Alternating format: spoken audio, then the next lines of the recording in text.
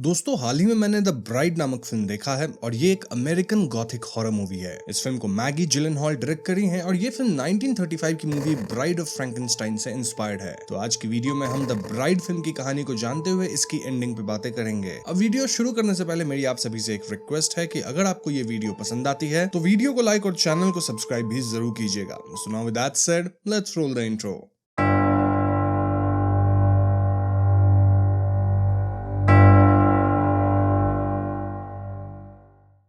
तो मूवी के शुरुआत में हम मैरी शेली को देखते हैं जो कि अपनी आफ्टर लाइफ में है। जिन्हें मैरी शेली के बारे में नहीं पता उन्हें मैं बता दूं कि मैरी शेली एक इंग्लिश राइटर थी जो अपनी नोवेल फ्रैंकेनस्टाइन के लिए सबसे ज्यादा फेमस थी। उन्होंने ये कहानी बहुत यंग एज में लिखी थी और ये साइंस फिक्शन और हॉरर का एक क्लासिक बन गया। खैर, तो आफ्टर लाइफ में हम मेरी को एक मोनोलॉग बोलते हुए सुनते हैं जो कह रही होती है कि वो इस आफ्टर लाइफ में काफी समय से फंसी हुई है। उन्होंने फ्रैंकेनस्टाइन की कहानी तो लिखी, लेकिन वो अपनी कहानी को खत्म करने से पहले ही 1851 में चल बसी ड्यू टू ब्रेन ट्यूमर। लेकिन अब उन्हें एक क्रैक दिख रहा है जिसके थ्रू वो अपनी अधूरी कहानी पूरी कर सकती हैं। कैसे? वेल, फिलहाल इट्स ईयर 1936 और शिकागो में आइडा नाम की लड़की है जिसे वो पजेस करेंगी। यहाँ से सीन आइडा पे शिफ्ट होता है जो कि एक रेस्टोरेंट में होती है और यहाँ आइडा के आसपास सिर्फ मॉब के लोग थे। हम सब जानते हैं कि 1930s के दौरान अमेरिका पे मॉब बॉसेस और गैंगस्टर्स रूल करते थे और आइडा एक ऐसी लड़की थी जो कि मॉब के कंट्रोल में थी, यानी मॉब के कहने पे उठना, बैठना, इंटीमेट होना एंड ऑल दैट।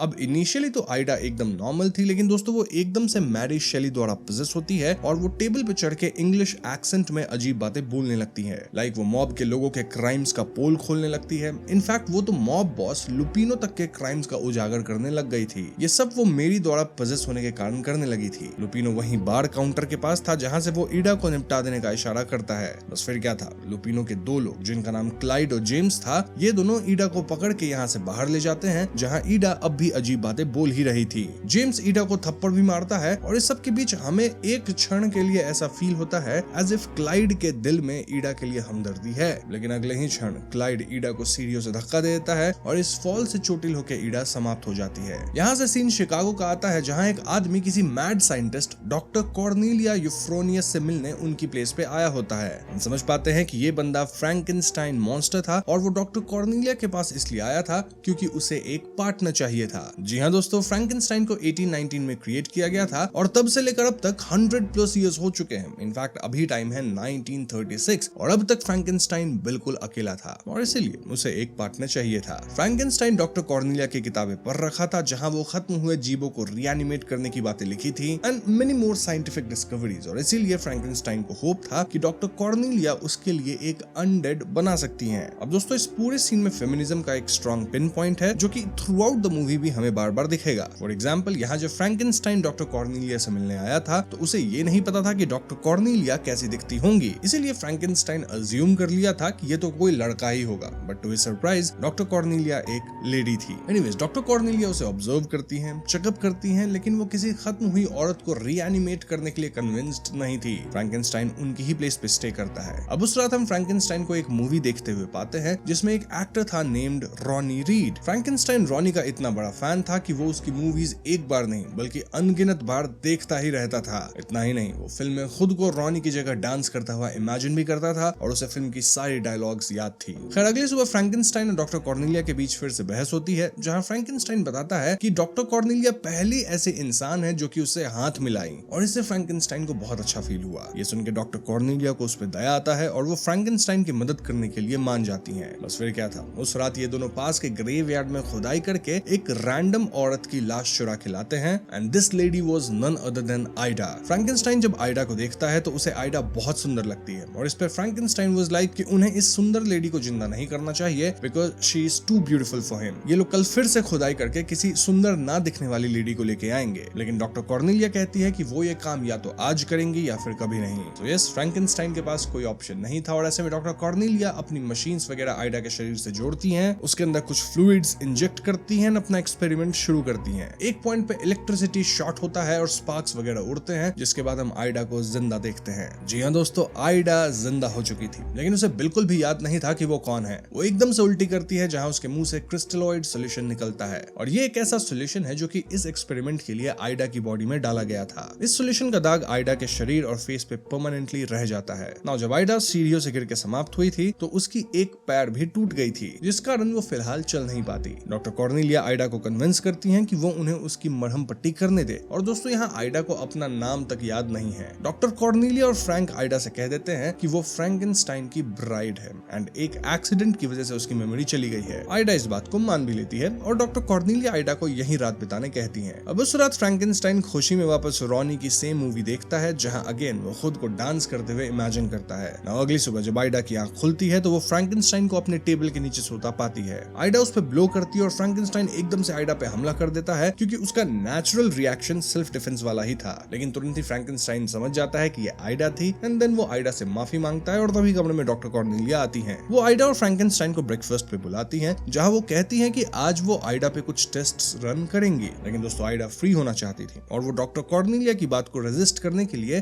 कप्स वगैरह तोड़ने लगती है। ऐसे में डॉक्टर कॉर्नेलिया आइडा और फ्रैंकेनस्टाइन को वापस कमरे में बंद करती हैं, लेकिन दोस्तों ये दोनों बालकनी से एस्केप कर जाते हैं। तो यहाँ से इन दोनों की एडवेंचर स्टार्ट होने वाली है, लेकिन वो बताने से पहले मैं आपको दो डिटेल्स बता देता हूँ जो कि काफी इंपॉर्टेंट है। पहली डिटेल ये कि डॉक्टर कॉर्नेलिया की एक असिस्टेंट का मेड भी थी जिसका नाम है ग्रेटा, और दूसरी डिटेल ये कि मेरी बार बार आइडा को पोजेस कर लेती थी, जिससे आइडा एकदम से ब्रिटिश एक्सेंट में अजीब बातें बोलने लग जाती थी। अजीब बोले तो ऐसी बातें जो कि मेरी कहना चाहती हैं, और मोस्टली यहाँ वुमेन के सफरिंग की बात ही रहती थी। एनीवेज, तो सबसे पहले फ्रैंकेनस्टाइन और आइडा एक थिएटर जाते हैं टू वॉच रॉनीज मूवी, और फ्रैंकेनस्टाइन आइडा को बताता है कि कैसे रॉनी उसका फेवरेट एक्टर है। रॉनी को बचपन में पोलियो था और डॉक्टर्स का कहना था कि वो कभी चल तक नहीं पाएगा, लेकिन रॉनी न सिर्फ ठीक हुआ बल्कि वो अब one of the best dancer है। रॉनी का एक पैर छोटा है, लेकिन वो स्पेशल शूज पहनता है ताकि उसका बैलेंस एकदम परफेक्ट रहे, और इसी वजह से वो बहुत ही अच्छा डांस करता है और कोई कह भी नहीं सकता कि उसे किसी तरह की बीमारी थी। ये कहानी सुन के हम व्यूअर्स क्लियरली समझ पाते हैं कि क्यों फ्रैंकेनस्टाइन को रॉनी इतना पसंद था, क्योंकि उसकी तरह ही रॉनी भी नॉर्मल नहीं था, लेकिन आज दुनिया उसे एक्सेप्ट कर चुकी है। In fact he is one of the most loved stars. Frankenstein अपने आप को रॉनी में देखता है, होपिंग कि एक दिन दुनिया उसे भी सिमिलर वे में एक्सेप्ट करेगी। नाउ मूवी के बाद दोनों एक शेडी एरिया के पार्टी में, मतलब डांस क्लब जैसा था, वहां जाते हैं, जहां आइडा डांस करना शुरू करती है। फ्रैंकेनस्टाइन खुद को आइडा के साथ डांस करता हुआ इमेजिन करता है, और आइडा वहां कुछ लेडीज से अपना मेकअप भी करवाती है। तभी एकदम से कुछ ठरकी लोग आइडा को डांस फ्लोर पे ही घेर लेते हैं और उसे गलत तरीके से टच करते हैं। ऐसे में आइडा और फ्रैंकेनस्टाइन इस पार्टी से निकलते हैं, लेकिन दोस्तों वो लोग आइडा का पीछा करते हुए बाहर आते हैं। ये लोग फ्रैंकेनस्टाइन पे हमला करते हैं, देन आइडा के साथ गलत करने आगे बढ़ते हैं, लेकिन तभी फ्रैंकेनस्टाइन इन दो लोगों पे हमला करके उन्हें वहीं निपटा देता है। इससे पहले फ्रैंकेनस्टाइन और आइडा यहाँ से भागते, पास में खड़ा एक रैंडम बंदा इनकी कुछ फोटोज खींच लेता है। इसके बाद फ्रैंकेनस्टाइन आइडा के साथ भागता है और ये दोनों भाग के एक बिल्डिंग के पास आते हैं। फ्रैंकेनस्टाइन बिल्डिंग चढ़ के एक अपार्टमेंट के अंदर से अपना सामान लाता है, साथ ही वो एक पेपर कटिंग भी लेके आता है जिसमें रॉनी की तस्वीरें थी with some news. Frankenstein Ida से कहता है कि वो उससे दूर चली जाए वरना वो भी फंस जाएगी, लेकिन दोस्तों आइडा फ्रैंकेनस्टाइन को छोड़ के नहीं जाती,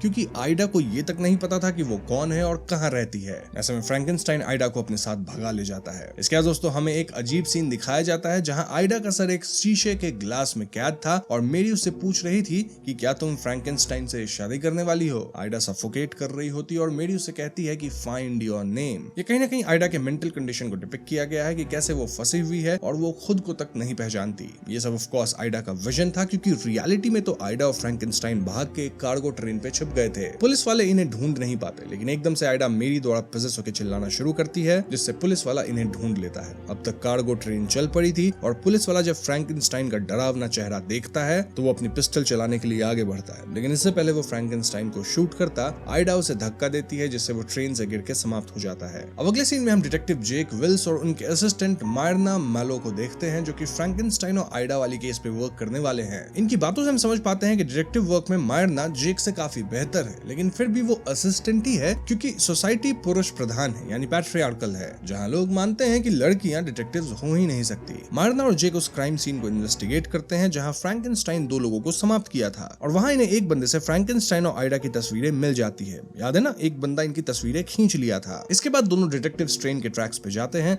जहाँ एक पुलिस वाला खत्म पड़ा था, और वहाँ मौजूद ऑफिसर्स भी मायरना को ऐसे ट्रीट करते हैं जैसे मायरना एक लेडी होके क्राइम सीन पे क्या कर रही है। जो भी हो, मायरना को यहाँ एक पेपर पेपर कटिंग मिलती है जिसमें रॉनी की फोटो थी। और दोस्तों ये वही पेपर कटिंग है जो कि फ्रैंकेनस्टाइन की है। आई मीन यहाँ हाथापाई में ये यहाँ गिर गई होगी। इससे मायरना अंदाजा लगाती है कि फ्रैंकेनस्टाइन रॉनी का फैन है, क्योंकि शिकागो में थिएटर वाला बंदा पूछताछ पे एक स्टेटमेंट दिया था कि हाँ वो फ्रैंकेनस्टाइन जैसे बंदे को देखा है जो कि रोज थिएटर में आके रॉनी की सेम फिल्म देखता था। वैसे इन डिटेक्टिव्स को ये भी पता लग गया है कि फ्रैंकेनस्टाइन न्यूयॉर्क में होगा, क्योंकि ये ट्रेन जो थी वो वहीं जाती थी। सो यस, अब जेक और मायरना न्यूयॉर्क जाएंगे टू कैच फ्रैंकेनस्टाइन। दूसरी तरफ फ्रैंकेनस्टाइन और आइडा न्यूयॉर्क पहुंच चुके थे, जहां फ्रैंकेनस्टाइन पहले विशिंग फाउंटेन में फेंके गए सिक्के कलेक्ट करता है। देन ये दोनों एक अबैंडन प्लेस पे जाके रुकते हैं। इनकी फोटोज पेपर में आ गई थी जहां लिखा था कि Frankenstein and his bride are wanted. यहाँ आइडा फ्रैंकेनस्टाइन से अपना नाम पूछती है, लाइक मेरा नाम क्या है। और फ्रैंकेनस्टाइन पहले जिंजर बोलता है, देन कहता है नहीं नहीं तुम्हारा नाम जिंजर नहीं है, मैं मजाक कर रहा था, तुम्हारा असली नाम है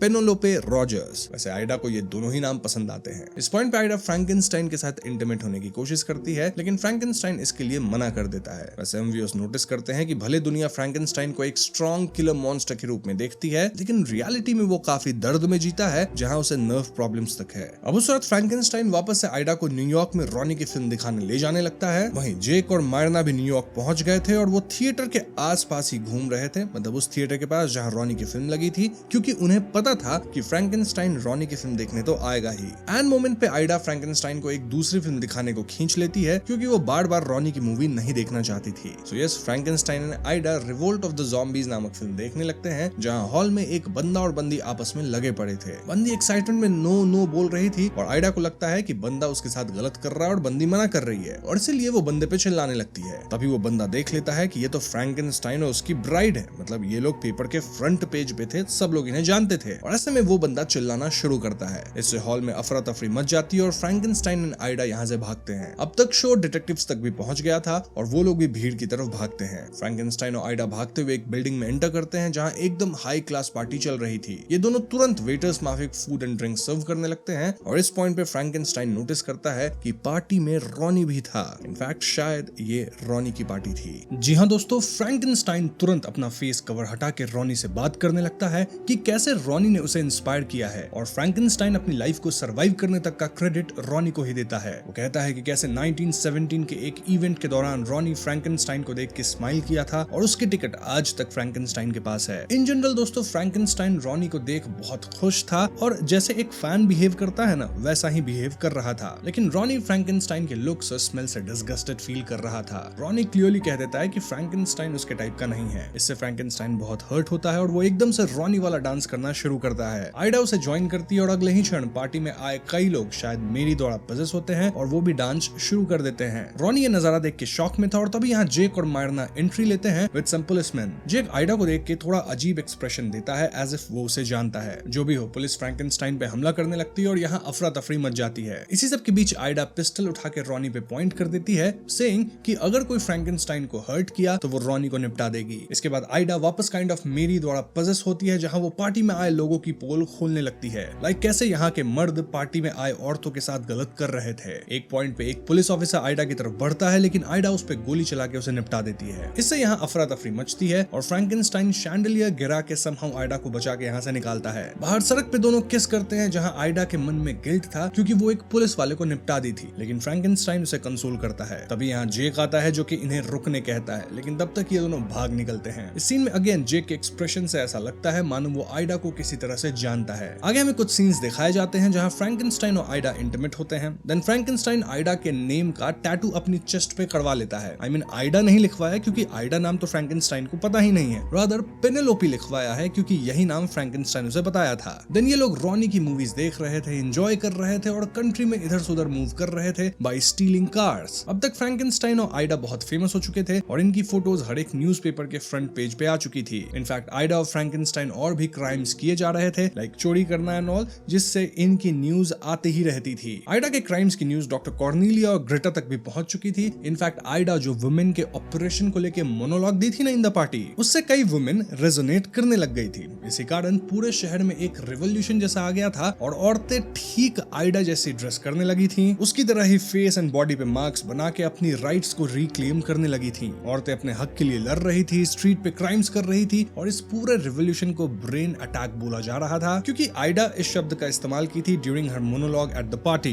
इसी सब के बीच आइडा वाली खबर मॉब बॉस लुपिनो तक पहुंच जाती है, जिससे क्लाइड एंड जेम्स जेम्स ने बोला था कि वो आइडा को निपटा के दफना भी चुके हैं, लेकिन आइडा तो हर एक न्यूज़पेपर के फ्रंट पेज पे थी। और ऐसे में लुपिनो को लगता है कि क्लाइड और जेम्स उससे झूठ बोले हैं। इसके लिए वो जेम्स को वहीं शूट करके खत्म कर देता है और क्लाइड को धमकाते हुए टास्क देता है। कैसा टास्क? वेल, क्लाइड को किसी तरह आइडा को निपटाना होगा, एज आइडा लुपिनो के धंधों के बारे में बहुत कुछ जानती है। अब लुपिनो को कौन बताए कि आइडा वाकई खत्म होकर वापस जिंदा हुई है और उसकी मेमोरी जा चुकी है। वैसे दोस्तों, यहाँ हम लुपिनो के पीछे जार में कटे हुए कई इंसानी टंग्स देख पाते हैं। जीभ होता है ना वो, एंड दिस डिपिक्ट्स कि कैसे लुपिनो उसके खिलाफ बोलने वालों की जीभ अलग करवा देता है। इनफैक्ट उसका एक कलेक्शन बना के रखा है। वहीं अगर हम जेक और मायरना की बात करें तो ये लोग फ्रैंकेनस्टाइन और आइडा के ट्रेल्स को फॉलो कर रहे थे, लेकिन इनके कहां जाने की रिपोर्ट्स पब्लिक में आई है। जेक कहीं ना कहीं आइडा से हमदर्दी दिखा रहा था। इनफैक्ट उसके द्वारा स्टार्ट की गई मूवमेंट की तरफदारी भी कर रहा था। बातों बातों में मायरना कहती है कि उसे पता है कि इसके बाद फ्रैंकेनस्टाइन और आइडा कहां जाएंगे। दरअसल मायरना एक पैटर्न नोटिस कर ली थी जहां फ्रैंकेनस्टाइन उन्हीं जगहों पे जा रहा था जो कि समहाउ रॉनी के मूवी से रिलेटेड थे। और अगर पैटर्न्स को एनालाइज किया जाए तो नेक्स्ट ये लोग कैंसस सिटी गए, देन मेनी अदर सिटीज, और इसीलिए मायरना वाज लाइक कि फाइनली ये लोग नायग्रा फॉल्स जाएंगे। इसलिए मायरना और जेक भी नायग्रा फॉल्स के लिए निकल पड़ते हैं। मायरना कहती है कि क्योंकि इस केस में वो ज्यादा क्लूज ढूंढी है तो इसे सॉल्व करने का क्रेडिट उसे मिलना चाहिए, लेकिन जेक वाज लाइक कि ये पैट्रियार्कल दुनिया इस बात को एक्सेप्ट नहीं कर पाएगी। दूसरी तरफ फ्रैंकेनस्टाइन और आइडा एक चोरी के कार में घूम रहे थे और यहाँ फ्रैंकेनस्टाइन आइडा से एक झूठी कहानी भी बता देता है कि कैसे वो उसे प्रपोज किया था। तभी एक पुलिस कार इनके पीछे आती है और इन्हें अपनी गाड़ी रोकनी पड़ती है। फ्रैंकेनस्टाइन खुद को कवर कर लेता है और आइडा पुलिस वालों से कहती है कि ये मेरे बीमार अंकल हैं। अब दोस्तों, ये पुलिस वाला सही इंसान नहीं था, क्योंकि वो आइडा के पास कार के पेपर्स और लाइसेंस ना होने का फायदा उठाने लगता है। आई मीन वो उसे गलत तरीके से टच करता है और गलत करने की कोशिश भी करता है। तभी फ्रैंकेनस्टाइन गन से इस पुलिस वाले को निपटा देता है, लेकिन तब तक पुलिस वाले का पार्टनर आइडा के पेट में शूट करता है। ऐसे में फ्रैंकेनस्टाइन पुलिस वाले के उस पार्टनर को भी खत्म कर देता है। आइडा के ऊपर फिर से मेरी का प्रभाव आता है, जहां वो गुस्से में पुलिस वाले का जीभ अपने दांतों से अलग कर देती है। फ्रैंकेनस्टाइन उसे संभालता है, जिसके बाद दोनों यही कार छोड़ के भाग निकलते हैं। यहाँ से सीन नायग्रा फॉल्स वाले सिटी पे आती है, जहाँ डिटेक्टिव्स पहुंच चुके हैं। साथ ही क्लाइड भी आ चुका है टू हंट आइडा।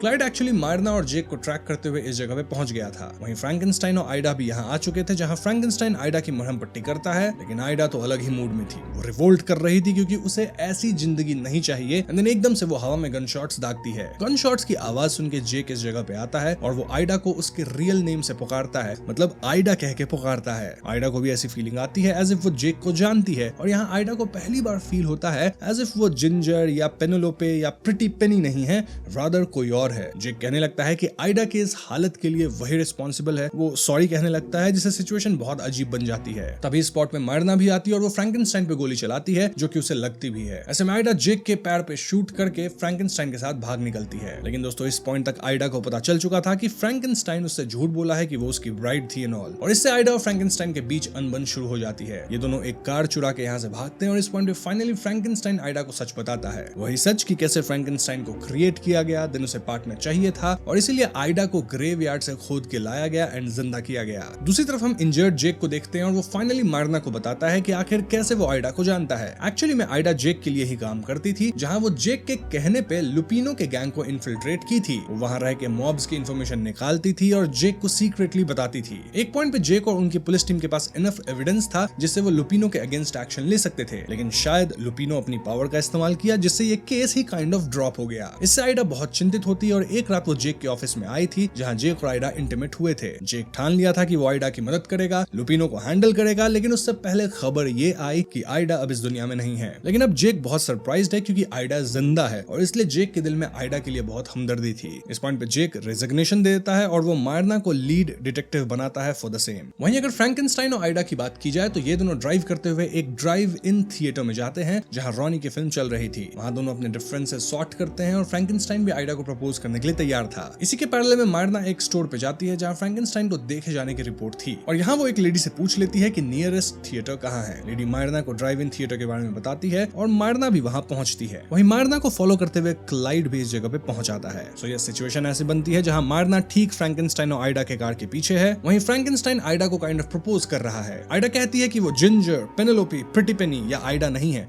रादर अब से वो खुद को द ब्राइड पुकारेगी। वो द ब्राइड है, किसी की ब्राइड नहीं, ना ही फ्रैंकेनस्टाइन की bride, rather she is in general the bride, यानी कि दोस्तों एक अपनी आइडेंटिटी। अब ये सब चल ही रहा होता है कि तभी क्लाइड शूट करता है और वो गोली सीधा फ्रैंकेनस्टाइन के सर में लगती है। जी हाँ दोस्तों, ऐसे में आइडा और शुड वी से द ब्राइड वो फ्रैंकेनस्टाइन को किसी तरह कार में बिठा के यहाँ से भगाती है। इस पॉइंट पे खतरनाक चीज होता है, लेकिन द ब्राइड समहाउ भाग निकलती है एंड देन वो सीधा डॉक्टर कॉर्नेलिया की लैबोरेटरी में पहुंचती है। द ब्राइड डॉक्टर कॉर्नेलिया से कहती है कि वो फ्रैंकेनस्टाइन को जिंदा कर दें, लेकिन डॉक्टर कॉर्नेलिया सीधे तौर पे मना करती है एंड वो कंफर्म भी करती है कि फ्रैंकेनस्टाइन अब नहीं बचा। ऐसे में ब्राइड उन पे गन तान देती है और इस पॉइंट पे हम व्यूअर्स कुछ चीजें नोटिस करते हैं। सबसे पहली चीज ये कि डॉक्टर कॉर्नेलिया की जो हेल्पर थी ग्रेटा, वो भी ठीक द ब्राइड वाला मेकअप करी थी, यानी कि वो भी द ब्राइड के ब्रेन अटैक वाले मूवमेंट को सपोर्ट करती है। इस पॉइंट तक लैब के अंदर क्लाइड और मायरना भी आ चुके थे, जो कि ब्राइड और डॉक्टर कॉर्नेलिया की बातें चुपके सुन रहे थे। एनीवेज, यहाँ डॉक्टर कॉर्नेलिया बताती है कि उनका एक हस्बैंड हुआ करता था नेम्ड जॉर्ज और दोनों एक दूसरे को बहुत प्यार करते थे। कोई भी इन दोनों के काम को टच नहीं करता था, इसलिए ये दोनों एक दूसरे पे ही एक्सपेरिमेंट्स किया करते थे। ये लोग relativity, time dilation, ripples in curvature of space time ऐसी टॉपिक्स पे वर्क कर रहे थे। इट डिडंट वर्क, लेकिन एक दिन जॉर्ज खत्म हो गया। ऐसे में डॉक्टर कॉर्नेलिया अपने पति को वापस जिंदा की,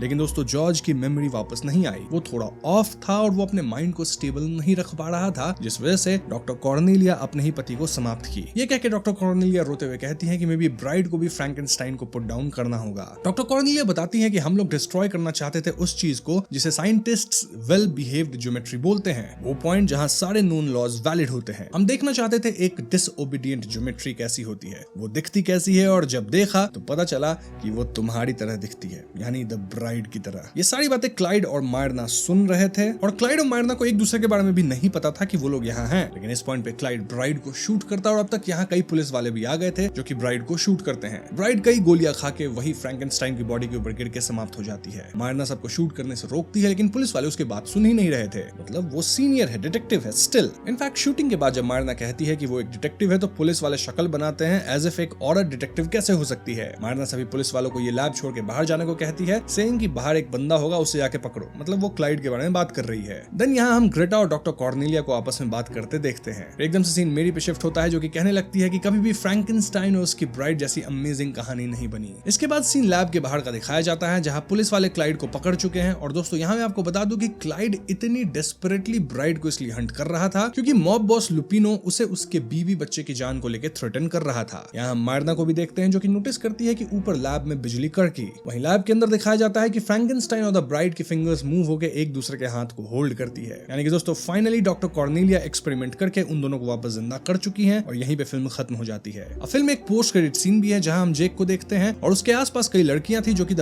ब्राइड वाले मेकअप में थी। ये लड़कियां ब्राइड द्वारा स्टार्ट की गई प्रोटेस्ट का हिस्सा थी और ये लोग मॉब बॉस लुपिनो को बंदी बना चुकी थी। जी हाँ दोस्तों, लुपिनो इनके कब्जे में था और पीछे हम ढेर सारे अलग किए गए टंग्स को फ्री देखते हैं। ये सभी लुपिनो पे द ब्राइड वाली मेकअप डाल रही होती हैं एंड इट डिपिक्ट्स कि ये लोग लुपिनो को निपटा देंगी। यहीं पे पोस्ट क्रेडिट सीन भी खत्म हो जाती है। तो दोस्तों ये थी द ब्राइड फिल्म की कहानी एंड एंड सीन देख के इट वाज क्लियर कि फ्रैंकेनस्टाइन एंड द ब्राइड वापस जिंदा हो चुकी है। इनफैक्ट जेक शायद अब इंडिपेंडेंटली लुपिनो को हंट करने निकला होगा और वो रिवोल्ट ग्रुप वाली औरतों की मदद से लुपिनो को पकड़ पाया है। स्टोरी पॉइंट ऑफ व्यू से यहाँ कोई और थियरीज नहीं है, लेकिन इस फिल्म में कई हिडन मीनिंग्स है जिस पे अब हम बात करेंगे। ध्यान रहे कि यहाँ मैं जो बता रहा हूँ वो फिल्म कहना चाहती है, ना कि मैं अपने मन से अपनी कुछ पर्सनल ओपिनियन शेयर कर रहा हूँ। तो सबसे पहले डायरेक्टर मैगी जिलेनहॉल ने खुद एक प्रेस कॉन्फ्रेंस में एक्सप्लेन किया कि जब उन्होंने 1935 की ब्राइड ऑफ फ्रैंकेनस्टाइन फिल्म देखी तो उन्हें रियलाइज हुआ कि द ब्राइड सिर्फ 2 मिनट के लिए स्क्रीन पे आती है, कुछ बोलती नहीं है, बस एक बार चिल्लाती है और फिर उसे उड़ा दिया जाता है। उसे एक ऐसे दुनिया में एक आदमी के लिए बनाया गया था जिसमें उसे कोई चॉइस नहीं दी गई थी। ये देख के मैगी को इतना गहरा धक्का लगा कि उन्होंने सोचा कि इस कैरेक्टर को एक आवाज देनी चाहिए। लेकिन फिल्म में ये सिर्फ ब्राइड की आवाज नहीं है बल्कि मैरी शेली की आवाज भी है और दोनों एक ही एक्ट्रेस जेसी बकली प्ले करती हैं। ये कास्टिंग डिसीजन इत्तेफाक नहीं है, ये एक डेलिब्रेट आर्टिस्टिक स्टेटमेंट है। असली थ्योरी तो ये है कि मैरी शेली जिंदगी में वो सब नहीं कह पाई जो वो कहना चाहती थी, मतलब अपनी लाइफ में भी अपने काम में भी। अब वो आफ्टर लाइफ में एक पोजेसर बन के हर बार आइडा के थ्रू वही सब बोलती है जो उन्होंने कभी सप्रेस किया था। मतलब ये पोजेशन सिर्फ एक हॉरर एलिमेंट नहीं है, रादर ये एक मेटाफर है सप्रेस्ड फीमेल वॉइस का। जिलेनहॉल को शक है कि मैरी शेली को और भी बहुत कुछ कहना था जो 1820 में ना सिर्फ अनपब्लिशेबल था बल्कि अनथिंकेबल भी था। तो ये पोजेशन बेसिकली मेरी का वो अनफिनिश्ड बिजनेस है जो वो इस फिल्म के थ्रू कंप्लीट कर रही हैं। एक और बहुत सटल डिटेल ये है कि ब्राइड के चेहरे पे जो काले दाग हैं वो प्रोडक्शन की विजुअल कॉन्सेप्शन में मैरी शेली के मैन्युस्क्रिप्ट की इंक है जो बाहर आ रही है। मतलब एक ऐसी औरत जो 2 सदियों से जमीन के नीचे दबी हुई है और अपनी बात पूरी नहीं कर पाई। मेरी की अनफिनिश्ड अनफिनिश्ड कहानी लिटरली ब्राइड के बॉडी पे लिखी हुई है। ये काफी पोएटिक विजुअल आइडिया है। और दोस्तों ये भी ध्यान दो कि मेरी सिर्फ ब्राइड को पजेस नहीं करती, रादर वो पार्टी वाले सीन में कई लोगों को एक साथ पजेस करी थी, जिससे यहाँ डांस होने लगा था। ये फिलहाल सजेस्ट करता है कि मेरी की रेज किसी एक बॉडी तक लिमिटेड नहीं है। इनफैक्ट वो एक कलेक्टिव फोर्स है, एक ऐसी एनर्जी जो तब फैलती है जब लोग उससे रेजोनेट करते हैं। ये सीन सिंबॉलिकली दिखाता है कि वुमेन का सप्रेस्ड रेज एक इंडिविजुअल प्रॉब्लम नहीं है, रादर वो एक शेयर्ड कलेक्टिव एक्सपीरियंस है। एक और इंटरेस्टिंग एंगल ये है कि मेरी ने जो क्रैक अपनी लाइफ में देखा था, जिसके थ्रू वो अपनी कहानी पूरी कर सकती है, वो क्रैक एक्चुअली आइडा का मोमेंट ऑफ वल्नरेबिलिटी था, जब वो मॉब के बीच अकेली थी और दबी हुई थी। मतलब मेरी तब पोजेस करती है जब कोई औरत सबसे ज्यादा साइलेंस्ड होती है, सबसे ज्यादा कंट्रोल्ड होती है, सबसे ज्यादा ऑप्रेस्ड होती है। ये पोजीशन तब आता है जब पेट्रियार्की अपने चरम सीमा पे होती है और ठीक उसी वक्त रेज फैलती है। और यही दोस्तों फिल्म का कोर आइडिया था। Now brain attack movement film का वो हिस्सा है जिसको सिर्फ सरफेस लेवल पे मत समझो। सुपरफिशियल ये दिखाता है कि ब्राइड की वजह से औरतें रिबल हो गई, लेकिन इस मूवमेंट के पीछे एक बहुत ज्यादा लेयर्ड कमेंट्री है। फॉर एग्जांपल मैगी जिलेनहॉल ने खुद डेडलाइन को इंटरव्यू में कहा कि तुम ब्राइड ऑफ फ्रैंकेनस्टाइन के बारे में फिल्म बनाओ और कॉन्सेंट टेबल पे ना रखो, ये पॉसिबल ही नहीं, क्योंकि फंडामेंटली उसने इस सब में अग्री नहीं किया था। हमें ग्रोन वुमेन की तरह पैदा नहीं होते और हमें ये नहीं बताया जाता कि हम किसी और के साथ शादी करने के लिए बनाए गए हैं। मतलब इस फिल्म का फेमिनिज्म सिर्फ गर्ल पावर वाला सरफेस लेवल पे नहीं है, रादर ये कंसेंट और बॉडी ऑटोनॉमी की फंडामेंटल बात है। ब्राइड को बिना कॉन्सेंट के क्रिएट किया गया, बिना कॉन्सेंट के जिंदा किया गया, बिना कॉन्सेंट के एक आइडेंटिटी दी गई, like ginger, Penelope, pretty Penney and Frankenstein की ब्राइड। लेकिन ये हर एक आइडेंटिटी किसी और ने दी थी, और इसलिए जब वो फाइनली खुद को द ब्राइड कहती है तो वो कहती है कि मैं किसी और की ब्राइड नहीं हूँ, फ्रैंकेनस्टाइन की ब्राइड भी नहीं हूँ, मैं सिर्फ द ब्राइड हूँ। और तभी ये एक्ट रिवोल्यूशनरी बनता है। ब्रेन अटैक मूवमेंट जो फिल्म में दिखती है उसमें औरतें ब्राइड जैसी मेकअप करती हैं, काले दाग अपने चेहरे पे लगाती हैं। ये दाग मैरी शेली की इंक है, जैसा मैंने आपको बताया था। लेकिन इन औरतों के लिए ये एक रिक्लेमिंग का एक्ट बन जाता है। मतलब वो चीज जो ब्राइड के शरीर पे एक्सीडेंट से हुआ था, वो चीज इन औरतों ने डिलिबरेटली चूज की। ये सिंबॉलिकली दिखाता है कि जब एक औरत का इम्परफेक्शन या एबनॉर्मैलिटी को सोसाइटी शेम करने की कोशिश करती है, और अगर वो औरत उसे एम्ब्रेस कर ले तो वो इम्परफेक्शन एक वेपन बन जाता है। और एक और चीज आप ध्यान देना दोस्तों, ब्राइड की इस भागम भाग के दौरान वो औरतें एक मूवमेंट स्टार्ट करती हैं, क्राइम करती हैं, स्ट्रीट्स पे होती हैं। मतलब फिल्म कह रही है कि सिस्टम कभी भी वॉलंटरीली वुमेन को आजादी नहीं देगा, इसलिए कुछ बार क्राइम करना पड़ता है। एंड देखा जाए तो ब्राइड खुद भी एक क्रिमिनल ही है इस फिल्म के अंदर। फिल्म का एंगल यह है कि जब औरतों को मार्जिनलाइज किया जाता है और उनके साथ अब्यूज होता है, तब वो इनवेरिएबली अपना मॉन्स्टर साइड अनलीश करती हैं जस्टिस मांगने के लिए। एक थ्योरी जो क्रिटिक्स एंड एनालिस्ट ने पॉइंट किया है वो ये है कि मायरना और ब्राइड की मूवमेंट पैरेलल चल रही है। मायरना फिल्म भर क्लियरली ज्यादा इंटेलिजेंट और केपेबल डिटेक्टिव है, लेकिन फिर भी वो असिस्टेंट है क्योंकि सोसाइटी पैट्रियार्कल है और मानता है कि लड़कियां डिटेक्टिव्स हो ही नहीं सकती। ये दिखाता है कि ब्राइड का रिवोल्यूशन सिर्फ स्ट्रीट्स पे नहीं है, बल्कि वो हर जगह है, even in so called respectable institutions जैसे लॉ एनफोर्समेंट। और फिल्म के एंडिंग में मायरना लीड डिटेक्टिव बन जाती है। मतलब ब्राइड की मूवमेंट का डायरेक्ट इफेक्ट इंस्टीट्यूशनल लेवल पे भी हुआ। ये काइंड ऑफ एक होपफुल नोट है फिल्म के लिए। तो दोस्तों अब बात करते हैं जो फिल्म का एक्चुअल सोल है। मतलब सरफेस पे ये फ्रैंकेनस्टाइन की स्टोरी का रीमेक लगती है, लेकिन एक्चुअली ये एक ऐसी स्टोरी है जिसमें पूछा जा रहा है कि अगर सप्रेस्ड रेज को बॉडी मिल जाए तो क्या होगा। द ब्राइड पूरे फिल्म में बोरोड वॉइसेस में बोलती है, पहले मेरी शेली की, फिर मेलविल के बार्ट लेबी की famous line I would prefer not to, फिर मेरी वुलस्टोनक्राफ्ट की प्रोटो फेमिनिस्ट आइडियोलॉजी से, और सिर्फ तब अपनी आवाज पाती है जब वो खुद को द ब्राइड नाम देती है। ये काफी ज्यादा इंपॉर्टेंट डिटेल है। उसकी 3 आइडेंटिटीज थी, आइडा जो मेरी ने दी, पेनेलोपे रोजर जो कि फ्रैंकेनस्टाइन ने दिया, मतलब एक झूठ के थ्रू, और फिर द ब्राइड जो उसने खुद चूज की। तो हाँ, ये फिल्म एसेंशियली आइडेंटिटी फॉर्मेशन की कहानी है। एक ऐसी औरत की कहानी जिसे दुनिया बार बार एक नाम, एक बॉक्स या एक रोल देती है और वो फाइनली इन सब को रिफ्यूज करती है। उसका काफी फेमस लाइन ब्रेकफास्ट टाइम पे, I would prefer not to. ये लाइन कहीं ना कहीं पैसिव रेजिस्टेंस का अल्टीमेट सिंबल है। नाउ एक बहुत इंटरेस्टिंग थियरी जो फिल्म में डीपली इनकोडेड है वो है डॉक्टर कॉर्नेलिया की डिसोबीडिएंट ज्योमेट्री वाली बात। डॉक्टर कॉर्नेलिया कहती हैं कि उनका एक्सपेरिमेंट वेल बिहेव्ड ज्योमेट्री, मतलब फिजिक्स का वो पॉइंट जहां सारे नोन लॉज वैलिड होते हैं, वो उसी को डिस्ट्रॉय करना चाहती हैं। वो देखना चाहती हैं कि डिसओबीडिएंट ज्योमेट्री कैसी दिखती है, और जब देखा तो पता लगा कि वो द ब्राइड जैसी दिखती है। मतलब सोसाइटी के जो रूल्स हैं कि औरत कैसी होनी चाहिए, कैसी बिहेव करनी चाहिए, कैसे ड्रेस करनी चाहिए, किसको एक्सेप्ट करनी चाहिए, ये सब वेल बिहेव्ड ज्योमेट्री है। द ब्राइड इन सब रूल्स को ब्रेक करती है, इसीलिए वो डिसओबीडिएंट ज्योमेट्री है। और फिल्म कहना चाहती है कि ये डिसओबीडियंस ब्यूटीफुल है, रिवोल्यूशनरी है, जरूरी है। एक और लेयर जो बहुत लोग मिस करते हैं वो है फ्रैंकेनस्टाइन और रॉनी रीड वाला पैरेलल। फ्रैंकेनस्टाइन मॉन्स्टर एक ऐसा क्रीचर है जिसे दुनिया मॉन्स्टर मानती है। वो रॉनी रीड से इसलिए इंस्पायर्ड होता है क्योंकि रॉनी को चाइल्डहुड में पोलियो था, डॉक्टर्स ने कहा था वो कभी चल नहीं पाएगा, लेकिन अब वो एक बिलवड स्टार है। फ्रैंक अपने आप को रॉनी में देखता है, होपिंग कि एक दिन दुनिया उसे भी सिमिलर तरीके से एक्सेप्ट करेगी। और जब रॉनी इन पर्सन फ्रैंक से मिलता है तो वो उसे ही डिसमिस कर देता है, उसके लुक्स और स्मेल से डिसगस्टेड होता है। ये मोमेंट काफी आयरॉनिक है क्योंकि रॉनी रीड खुद एक आउटसाइडर था जो अब सिस्टम का हिस्सा बन गया है, और सिस्टम का हिस्सा बनते ही उसने अपनी एम्पैथी खो दी। ये कमेंट्री है ऑन एसिमिलेशन कि जब मार्जिनलाइज्ड लोग एक्सेप्टेड हो जाते हैं तो वो कभी-कभी उन्हें ही रिजेक्ट करने लगते हैं जो अभी भी बाहर हैं। और फाइनली दोस्तों, जिलेनहॉल एंटरटेनमेंट वीकली से कहती हैं कि एक ऐसे इंसान जिसके पास इतना कुछ कहने को था, जिसे इतना चुप कराया गया था, क्या होगा अगर तुम एक गीजर पे अपना हाथ रख दो? जब वो आखिरकार फैलेगा तो ट्रिपल एनर्जी के साथ फैलेगा, और यही इस कैरेक्टर के साथ होता है। ये गीजर एनालॉजी ही इस पूरे फिल्म की समरी है। मैरी शेली एक गीजर थी, आइडा एक गीजर थी, द ब्राइड एक गीजर थी, और वो मूवमेंट जो उनकी वजह से स्टार्ट हुई वो भी एक गीजर थी। फिल्म कह रही है कि सप्रेशन टेम्पररी होता है लेकिन रेज परमानेंट होती है, और जब वो आखिरकार बाहर आती है तो दुनिया बदल जाती है। वैसे एक सटल डिटेल ये है कि रॉनी का कैरेक्टर जेक जिलेनहॉल प्ले करते हैं, जो कि डायरेक्टर मैगी जिलेनहॉल के भाई हैं। फिल्म में ऐसी और भी कई सटल डिटेल्स हैं, लेकिन अगर हम एक एक फ्रेम पे बात करने लगे तो वीडियो फिल्म से ज्यादा लंबी बन जाएगी। इसलिए यहाँ मैंने आपको फिल्म की पूरी कहानी बता दी है, साथ ही जो फिल्म का मैसेज था, जो थियरीज थी, वो मैंने आपको बता दी है। आई होप कि आपको मेरी एक्सप्लेनेशन पसंद आई होगी। पसंद आई है तो वीडियो को लाइक और शेयर करें, साथ ही चैनल पर नए हैं तो हमें सब्सक्राइब भी कीजिएगा, क्योंकि हम अपने चैनल पे ऐसी वीडियोस लाते रहते हैं। पीस।